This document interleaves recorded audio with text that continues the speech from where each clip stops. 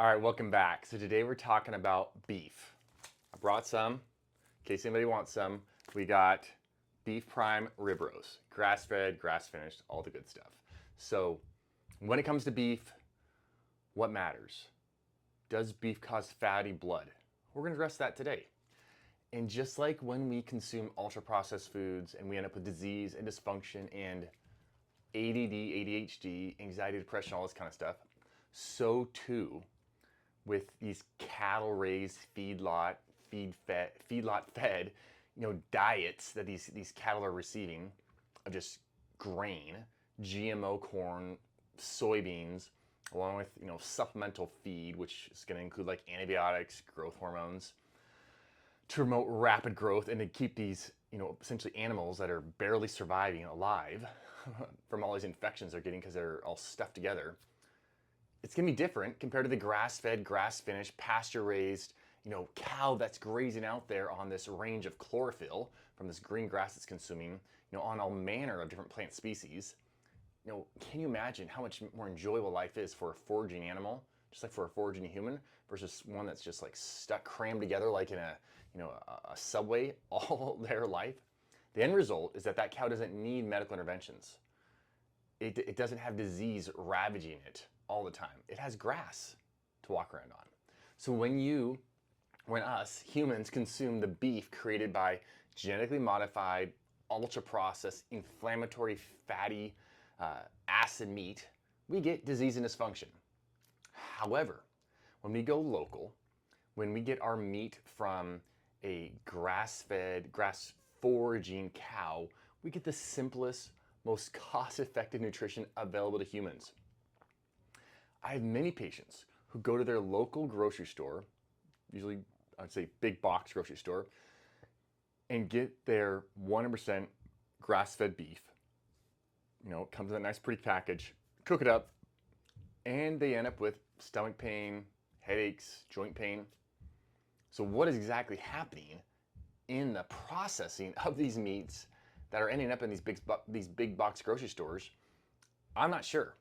I'm keep meaning to figure out what is up with this, but those same patients can go down the street to the local butcher or get beef from their local farmer, rancher, and have no issues whatsoever. It's just fascinating. So if there's any rancher out there that's watching, and I would love to hear what you think is happening between the butchering or maybe these cows in general that end up in these big box stores that are supposedly grass-fed. What's happening in that process? It's so interesting. All right, so there is this idea propagated by a documentary called Game Changers that eating meat leads to fatty blood. But I'm here to tell you, this is just Hollywood vegan propaganda. The fattiest whole milk-looking blood I've seen at my office in tens of thousands of blood draws come from those humans who are eating crackers, cookies, drinking alcohol, eating potato chips, French fries. I've seen patients with triglyceride levels over 2,000 and blood sugar over 460, fasting blood sugar over 460, it's pretty intense, decrease within a 2-month time frame, those triglycerides to 160 and that glucose to 183, simply by shifting from that ultra-processed food routine, fast food, to a 99% meat routine. I said in 2 months. Meat is not the problem. Raw meat that you take out of your freezer, out of your refrigerator, prepare at home, on your grill, on your skillet, that is not the issue. The burger within the hamburger is not the problem. The pasty white bun with that synthetic folic acid, the corn syrup loaded ketchup, the soybean oil infested mayonnaise, the artificial cheddar cheese, that is in fact the problem with your hamburger. Are vegetables and fruit awesome? 100%. Can some people do well with grains, nuts, seeds, beans, lentils? A plethora of them, definitely.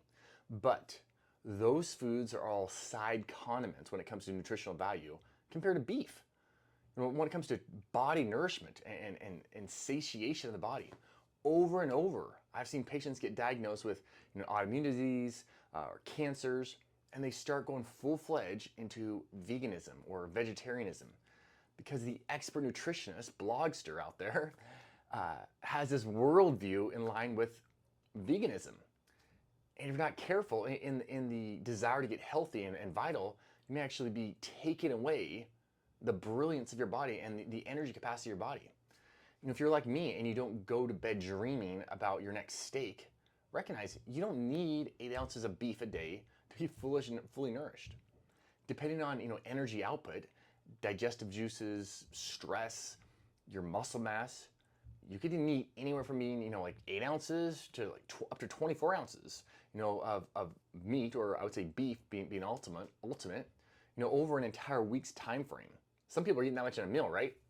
But having that 12 to 24 ounces of meat would be more than sufficient to gather massive nutrition while leaving plenty of room for those other whole foods, those vegetables, those fruits, those starchy, sweet potatoes, yams, all that kind of stuff.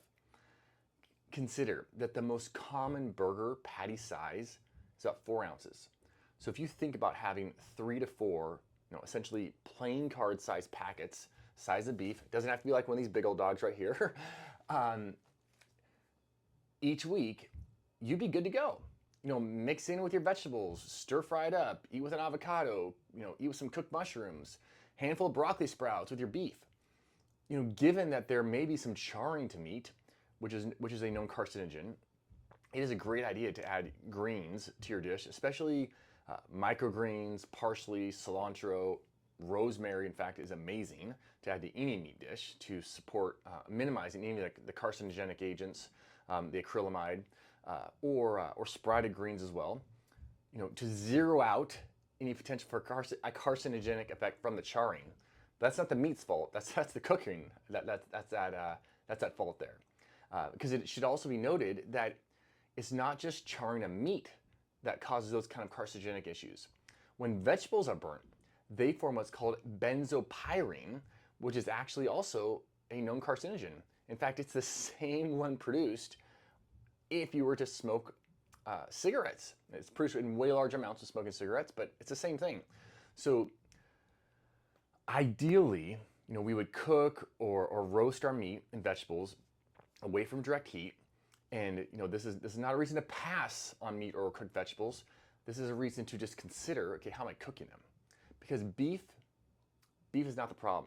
We are not in a situation of diabetes, of obesity, of autoimmune disease, of cancer, heart disease, Alzheimer's, dementia. We are not in a situation because humans started consuming too much beef. That's not the problem. In fact, studies show that we're consuming a whole lot less per capita than we were not too long ago. That is not the problem. The problem is the ultra-processed, I would say even veganism itself is a big part of the problem, because people are not, it's not vegetables, it's not fruit off the tree people are consuming, it's not beans and lentils and nuts and seeds. The standard vegan is consuming or vegetarian is promoting.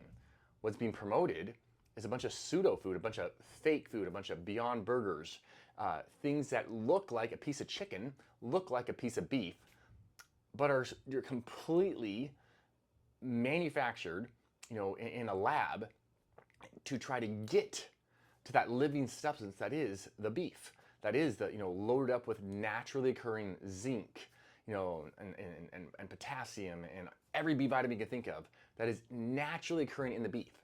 So that Game Changers documentary. Do not be fooled by Hollywood's agenda, or this gentleman's agenda. It is not to your benefit. You're going to find yourself wanting. You're going to find yourself in a state of discomfort, of dis-ease, of dysfunction, of a lack of ability to meet life's demands by following these, maybe well-intentioned, but pseudo health arguments. Because we've been eating beef forever. We got study for study showing it has all the nutritional value. It's like a massive multivitamin. You don't need to eat an entire cow every day. You don't need to eat, an entire beef prime roast every day, even every week. Like I said, simply getting in, that 4 ounces, on average 2 to 3 ounces a day, over a week's time frame would be a ton of meat, and it would be like getting 15 multivitamins in a day by consuming that much beef. And it's an insane source of protein, right? A single 4 ounce piece of beef, good beef, lean beef, it's going to contain like 30 to 40 grams of protein. That's amazing. when people are out there seeking, where can I get more protein? Where can I get more protein? Well, maybe you could just have a little slice of beef, a little slice of steak, get the grass-fed stuff, because a grass-fed cow is an entirely different unit than that cow that's stuck in that feedlot, just on cement, just on muddy dirt, animals dying next to it. That's an entirely different entity, an entirely different life, an entirely different makeup of the meat, of the fat of that animal. All right, so I'm Dr. Matt. Tell me your story. If you got suckered into the whole veganism thing, vegetarianism thing, let me know how you got out of it. I hope you got out of it. Please like, subscribe, send this to someone else so that they can be aware of, one, the benefits of beef, two, that eating some beef is not their problem, and three, making sure they're getting the type of beef that will ensure life sustenance is going into them, and they're not one, supporting just junk farming in these feedlots, and two, that junk coming into their body and blaming the beef for what the soybeans, the corn, the genetic modification has done. All right, talk to you guys later.